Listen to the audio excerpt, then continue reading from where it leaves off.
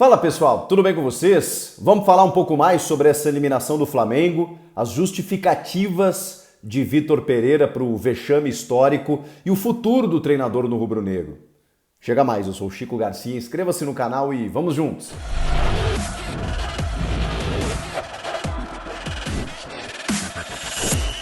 Vamos falar dessa derrota do Flamengo na semifinal, se juntando a outros sul-americanos que ficaram pelo caminho, como o Internacional para o Mazembe em 2010, Atlético Mineiro para o Raja Casablanca em 2013 e o Palmeiras para o Tigres do México em 2020.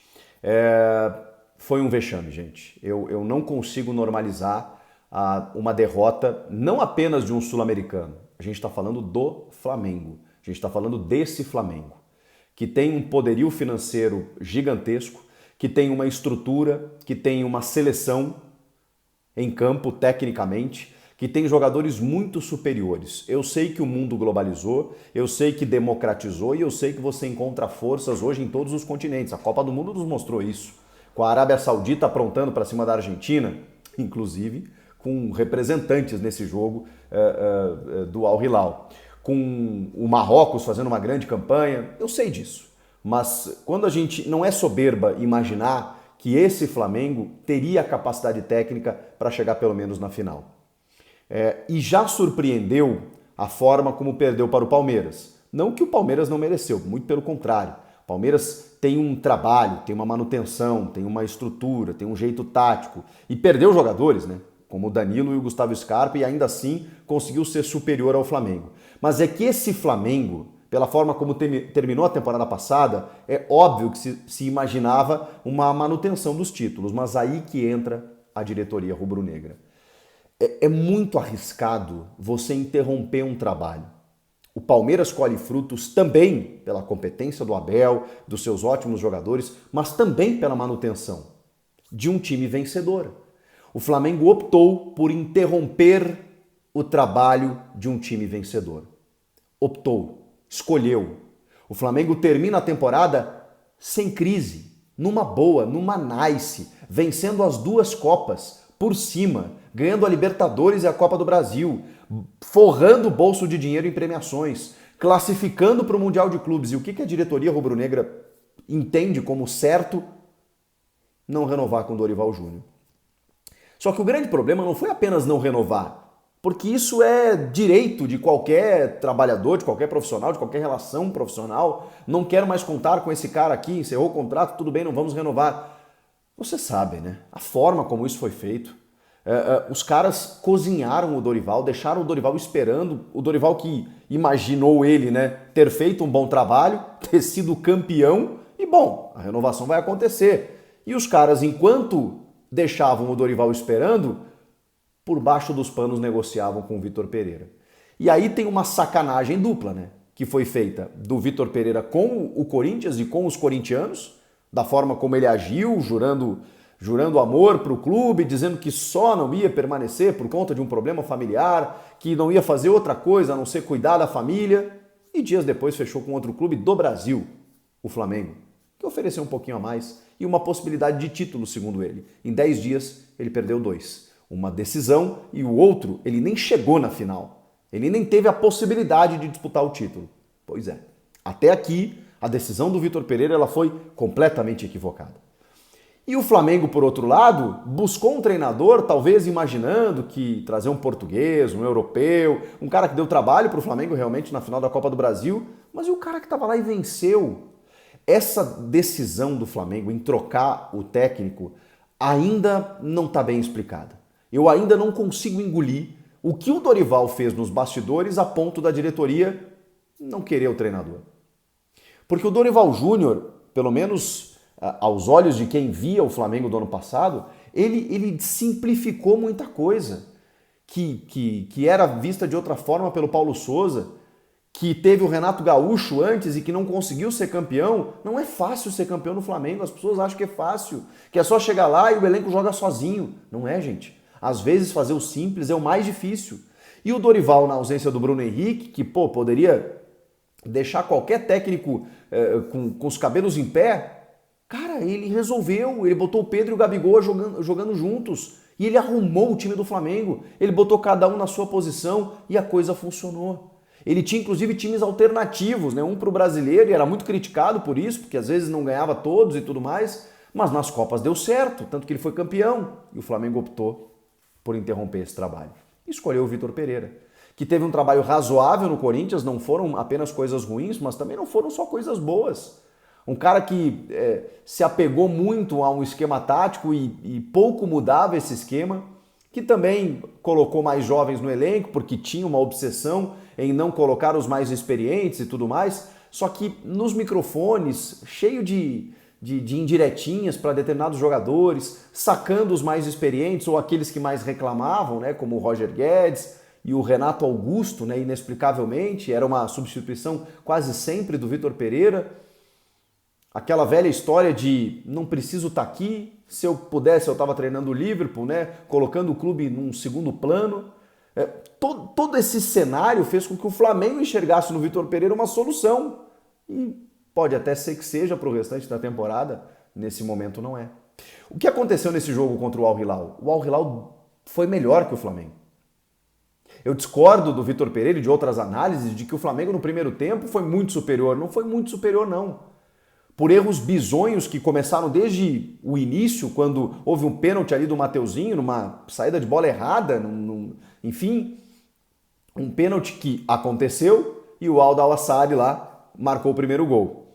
Aí o Flamengo, obviamente, reage no jogo, tem um momento que o Flamengo reage, não cria oportunidades tão claras assim, mas reage em termos de volume, busca mais o ataque, começa a construir, começa a botar a bola no pé e tudo mais, e o Pedro faz um gol, o Pedro sempre faz a sua parte, né? Uma chapada linda, empata o jogo, devolvendo o Flamengo para o jogo. E ali o Flamengo poderia muito bem construir uma virada, poderia, mas logo em seguida o Al Hilal já começa a comandar as ações de novo. Me chamou a atenção, no final do primeiro tempo eu falei, vixe, o Flamengo tomou o gol e o Al Hilal acordou. E ele começou a buscar o ataque, especialmente pelos lados do campo, e especialmente pelo lado direito, buscando as costas do Ayrton Lucas, que até fez um bom jogo, tá? O Ayrton Lucas foi muito exigido defensivamente, e no segundo tempo, especialmente, quando o time estava com um a menos, ele foi bem, e ofensivamente ele foi um cara que fez muito bem o corredor ofensivo também. Mas, normalmente, os espaços abertos eram aproveitados pelo Al Hilal nos contra-ataques. E o Flamengo tem esse grande problema de não saber jogar sem a bola, ou ter muitas dificuldades com isso, porque tem só o Thiago Maia de volante. O Gerson não é um exímio marcador. O Gerson tinha o William Arão no time de 2019, onde ele tinha mais liberdade para jogar. O Gerson talvez tivesse João Gomes nesse momento, que fez muita falta, porque o sistema funciona com os 4 avantes do Flamengo quando você tem um jogador do nível do João Gomes. Thiago Maia é um ótimo jogador, mas sozinho ele sofre demais. E o Gerson não consegue ocupar todos os espaços. Lá na frente, com a bola no pé, ele é craque. Só que foi o pior jogo da história da carreira do Gerson. Porque aí ele tenta uma simulação no primeiro tempo, e o árbitro, que até se embananou em alguns momentos, teve falta de critério aqui e ali, acho que até exagerou nos cartões, nesses casos mais decisivos eu não posso discordar. O Gerson simulou sim, e ele vai lá e dá um amarelo para o Gerson. O Gerson comete o segundo pênalti, ele pisa no garrão do colega, não tem o que fazer. É pênalti de VAR? É, mas é pênalti. No campo, se não tivesse o VAR, é um pênalti que seria ignorado? É. Mas com o advento do VAR, é um pênalti que você vai no monitor e você tem que marcar. Porque o Davi Luiz faz a proteção de corpo e acho que ali ele não comete o pênalti, mas vem o Gerson e pisa no garrão do cara. É pênalti. E aí, como ele interrompe uma chance promissora de gol, o cara tá dentro da área com a bola quase à frente do goleiro, cartão amarelo. Tá expulso. Só que aí o Vitor Pereira, para o segundo tempo, já perdendo de 2-1 com um jogador a menos, o que ele faz? Ele tirou a Arrascaeta. E ele explicou por que ele tirou a Arrascaeta na entrevista pós-jogo. E eu vou dizer para vocês, eu entendi a explicação dele, tá? Não quer dizer que eu concorde, mas eu entendi a explicação dele. E eu vou dizer para vocês aqui o que o Vitor Pereira explicou. Primeiro que na entrevista coletiva dele, ele botou na conta da arbitragem, né? Diz que a arbitragem não estava no nível da competição, que se preparou para enfrentar o adversário, mas não para uma arbitragem como essa. A gente pode questionar tudo da arbitragem, menos das decisões nos lances capitais. Esse aspecto não tem o que falar da arbitragem. Aí ele explicou que tirou a Arrascaeta, por quê? porque ele imaginou que o time ficaria vulnerável apenas com o Thiago Maia, sem o Gerson, com total espaço ali na frente e que ele precisava escolher um dos 4 para colocar mais um volante, que era o Eric Pulgar. Faz sentido. E ele até pergunta para os repórteres, se eu tirasse o Gabigol, o que vocês estariam a me perguntar aqui? Se eu tirasse o Pedro, o que vocês estariam a me perguntar? Eu tinha que escolher um entre o Arrascaeta e o Everton Ribeiro. E o Everton Ribeiro é um que ainda consegue fazer uma recomposição sem a bola. Ele ainda tem a armação e consegue fazer a recomposição. E ele optou com muita dor pelo Arrascaeta. Ele disse que se fosse 11 contra 11 jamais tiraria o Arrascaeta. Porque a pergunta foi até se houve uma questão física. E eu estava indignado com essa troca e falei assim, só se teve uma condição física para ele tirar o Arrascaeta. Se o jogador pediu aquela coisa toda. E não, e ele explicou, não teve condição física não. Eu precisava fazer uma escolha. E toda escolha é discutível e tem um risco.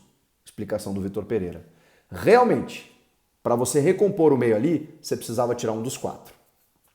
Talvez eu tirasse o Pedro, com também dor no coração, e talvez fosse criticado igual o Vitor Pereira, e talvez ele fosse criticado por ter tirado o Pedro, porque o Pedro acabou fazendo os gols do Flamengo, né?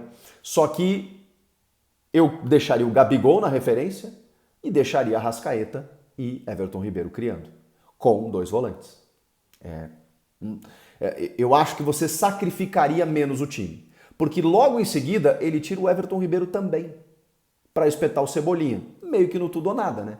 Porque aí ele coloca 3 atacantes, praticamente, né? Gabigol, Pedro e Everton Cebolinha, sem nenhuma armação no meio, com os 2 volantes. O Pulgar não fez absolutamente nada. O Al Hilal começou a ter latifúndios para contratar e não fez mais por preguiça. Porque era para ter empilhado gols no segundo tempo. E o vexame seria ainda maior.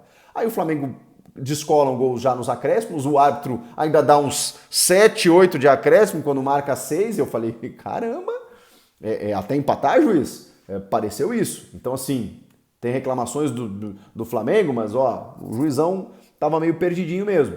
Mas repito, nos lances capitais ele acertou. Aí o Flamengo descola aquele gol e o placar parece que foi um jogo mais apertado. Não foi, gente, não foi. O Al Hilal não constrói um resultado mais elástico e mais consistente no segundo tempo, realmente por falta de capricho.